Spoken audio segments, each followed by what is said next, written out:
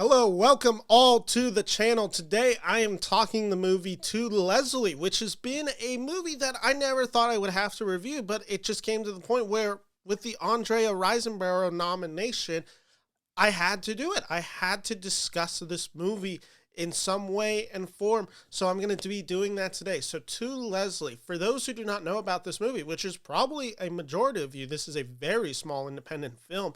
To Leslie stars Andrea Riseborough. Her most notable co-star in the film is Marc Maron of the WTF with Marc Maron podcast. Stephen Root is also in this film, as is Allison Janney. But this is a very small film. It was shot on less than $1 million during the pandemic. It has grossed somewhere less than $100,000. No one really was talking about this film prior to this campaign that happened a few weeks ago before the Oscar nominations, where you started hearing actors like Edward Norton, Gwyneth Paltrow, Cate Blanchett gives a speech at the Critics' Choice Awards where she shouts out Riseborough. And so you start hearing all of this, and then all of a sudden you wake up Tuesday, January 24th, whatever the day the nominations for Academy Awards were, and Andrea gets the nomination. And people are left wondering what happened. I thought Viola Davis, I thought Margot Robbie, I thought Danielle Deadwyler was going to get that fifth spot. What happened? And there's been a backlash, and the Academy put out a statement basically saying they're going to investigate it. And the investigation said maybe there was some malpractice, maybe there wasn't. Who exactly knows? Regardless, we are not stripping her, Riseborough, of her nomination. That's the context of everything that we are going to be talking about today for the film To Leslie. But just a brief overview of the film for, again, those who haven't seen it. To Leslie follows a West Texas single mother who wins the lottery and squanders it just as fast, leaving behind a world of heartbreak. Years later, with her charm running out and nowhere to go, she fights to rebuild her life and find redemption. Andrea Riseborough stars as Leslie, Stephen Root, Andre Royo, Owen Teague, Marc Maron, and Allison Janney co-star in To Leslie. And let me give my review of this film very quickly, because it's not going to be a particularly in-depth review. This film, by the way, is directed by Michael Morris, who is married to, and we'll get to where he's actually, who he's married to. But To Leslie, I heard about this film through the same way that everyone else did. These Edward Norton, these Gwyneth Paltrow tweets, Instagram posts. And I start hearing about it. I'm like, no way is this film actually get the nomination. This isn't going to work. I'm sitting there. I'm live on this channel. Hear the nomination. I'm like, oh, wow, this actually happened. So today I sought out the movie. And here's my initial thought on the movie. And I'm sorry that I'm not going to have some great, deep, philosophical breakdown of this film in any way. But while watching To Leslie, which is 2 hours, by the way, I should just state that because I thought the film was long. I didn't get it. Like, in the sense that, like, I didn't get why people cared about this performance so much. Now, that's not to say Andrea Riseborough is bad in this film. I actually think she is giving quite a credible performance, and I think it is a very good performance. My thing with it is it's every critique you've ever heard about Oscar bait, that term thrown around, that charged term. That's in the film To Leslie. Andrea plays Leslie. She is a character that we meet at a very down moment in her life.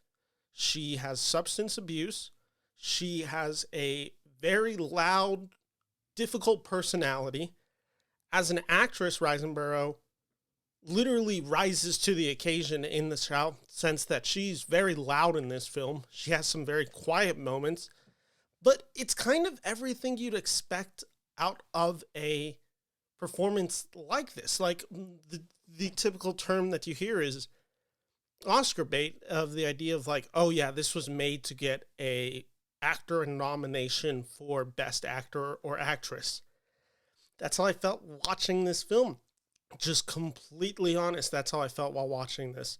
I'm sitting there and I'm like, oh, okay, we have a British actor doing a West Texas accent. She's portraying drunk. She has this, like, mother, son, and then her own mother, like, relationship going on.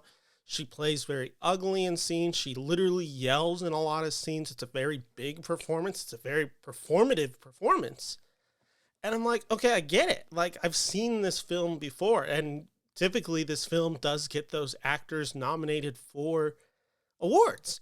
So I get what drew her. I get why people campaign to get this film nominated.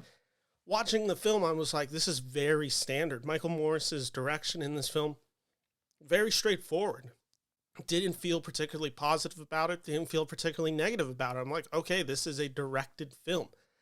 Similarly, I felt this way about another film this year, Causeway, which I think is largely the same thing. Jennifer Lawrence playing a very complicated individual. Now, where I think Lawrence has a little bit more subtlety in the role, Andrea doesn't have necessarily that subtlety. It's, again, a very big performance from an actor who is very much a background performer.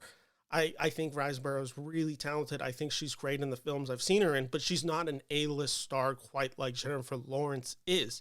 And I think that's where some of the discussion on the grassroots campaign / the Oscar nomination, where that's going to come from. Marc Maron in this film is bad. And that's me being a huge Marc Maron fan. That's the issue that he has. And I listened to an interview that he did with Howard Stern, and he does correctly identify what makes him a good actor. He is a very natural listener. He's someone that's easy to have a conversation with. He's able to channel that because he does the WTF podcasts. The biggest issue is he really couldn't do a Texas accent. I thought his accent was so bad, and it just felt really distracting. So any scene I saw him in, which is a lot of the film, he's probably the second biggest actor in this film in terms of screen time. I didn't care for him. And it's largely just due to this accent. It's, again, one of these things where it's just like, oh, well, we're going to ask you to play a character with an accent. And I'm just like, had they just asked Marc Maron to be Marc Maron, have the Marc Maron voice, I think the film is probably largely more successful. Now, here's where I will praise to Leslie, which I haven't done a ton of yet. The story is touching. There are some legitimately really well-written scenes. In particular, there's a scene involving Leslie and her mother that is pretty emotionally powerful. There's this blow-up that happens with Leslie at a carnival where she's kind of shamed for a moment, and she's kind of receiving public shame, I should say. And I found that moment to also be quite effective. There are moments in this film that I did find to be emotionally powerful, but the rest of it, I felt like I had seen it before. So ultimately, that's my review of To Leslie. I'm not going to go much more into it. I think it's a good performance. I would personally, if I had the vote, I would not have nominated it for Best Actress. That's how I felt about To Leslie. So that's my thoughts. Thank you all for watching the Beniverse. My name is Ben Friedman, here from the channel. If you like this video, make sure to like and subscribe. Take care, and bye-bye.